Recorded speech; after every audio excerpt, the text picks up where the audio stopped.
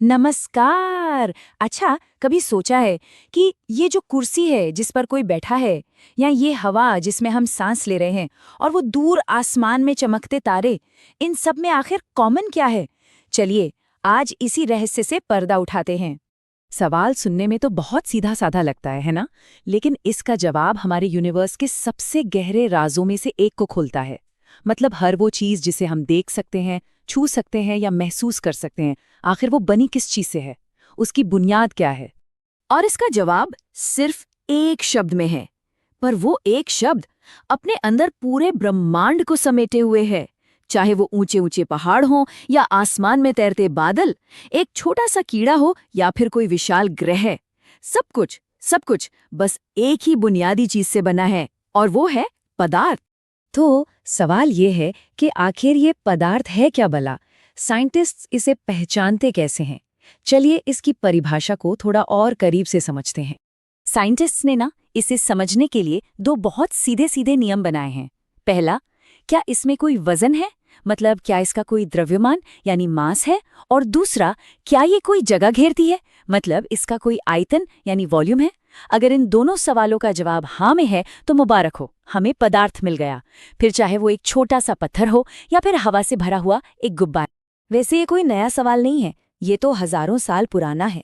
हमारे प्राचीन भारतीय दार्शनिकों का तो मानना था कि दुनिया की हर चीज 5 मूल तत्वों से बनी है: वायु, पृथ्वी, अग्नि, आकाश और जल, जिसे हम पंचतत्व कहते हैं।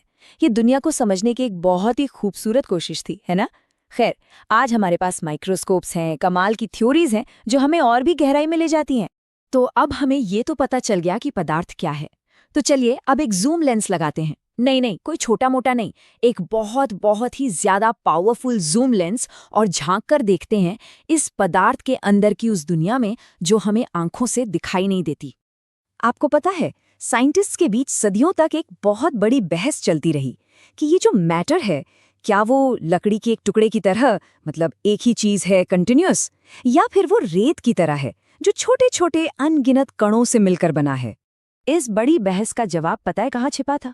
हमारी अपनी रसोई में, एक बहुत ही सिंपल से एक्सपेरिमेंट में। सोचिए जरा, जब हम पानी के ग्लास में नमक घोलते हैं तो पानी का लेवल ऊपर क्यों नहीं आता? है ना सोचने वाली बात? नमक कहीं गायब तो हो नहीं सकता, तो फिर आखिर वो गया कहाँ? और यहीं पर मिलता है हमें हमारा जवाब। अरे वाह वाला मोमेंट! वो नमक गायब नहीं हुआ, बल्कि उसके नन्हे नन्हे कण पानी के कणों के बीच जो खाली जगह थी ना, उसमें जाकर समा गए।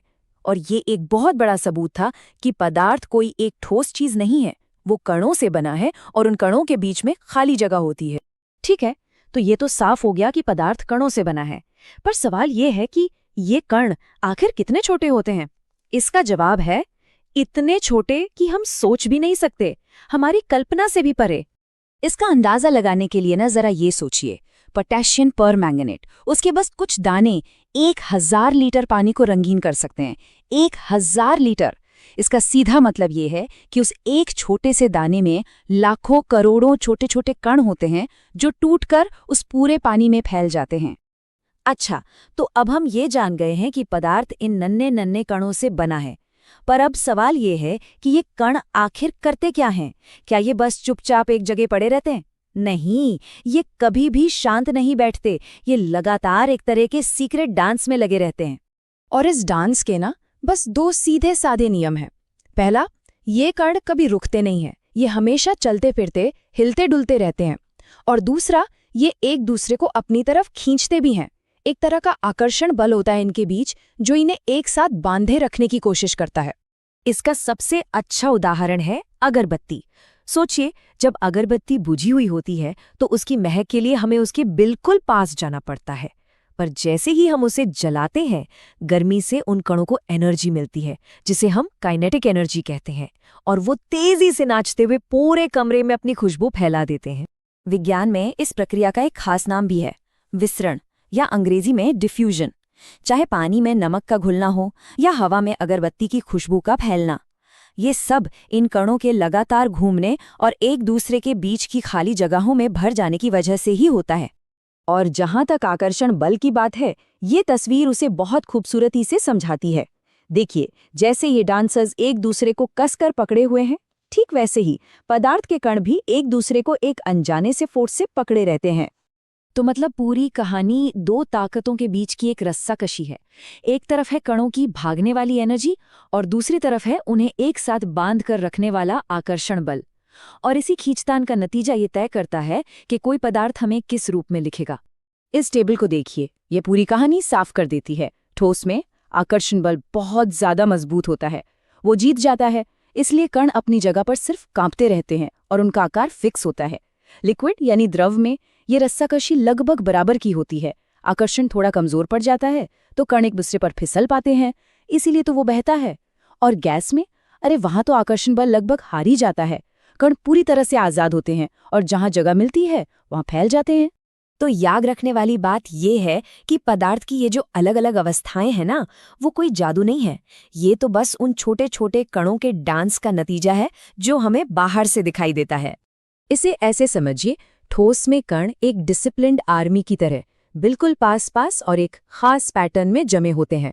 द्रव में वो एक भीड़ की तरह होते हैं तो पास पास, लेकिन एक दूसरे से आगे पीछे हो सकते हैं, फिसल सकते हैं। और गैस में कण पूरी तरह से आजाद हैं, जो बेतरतीब ढंग से हर दिशा में तेजी से भाग रहे होते हैं। तो आज की इस पूरी बातचीत का सार क्या है? यही कि हमारे आसपास की हर चीज पदार्थ है और हर पदार्थ नन्हे नन्हे लगातार नाचते हुए कणों से बना है। इन कणों के बीच खाली जगह होती है और वो एक दूसरे को खींचते भी हैं, और बस उनके भागने की एनर्जी और खींचने वाले फोर्स के बीच का बैलेंस ही ये तय करता है कि कोई चीज हमें ठोस दिखेगी, द्रव या फिर गैस। हमने ठोस, द्रव और गैस इन 3 अवस्थाओं को तो समझ लिया, पर क्या कहानी यहीं खत्म हो जाती है? जरा सोचिए, अगर हम किसी चीज को गर्म करते जाएं, गैस से भी ज्यादा, सूरज से भी ज्यादा गर्म कर दें, तो क्या होगा? क्या पदार्थ की कोई चौथी अवस्था भी हो सकती है? खैर, ये सवाल हमें और भी ज्यादा जानने के लिए छोड़ जाता है।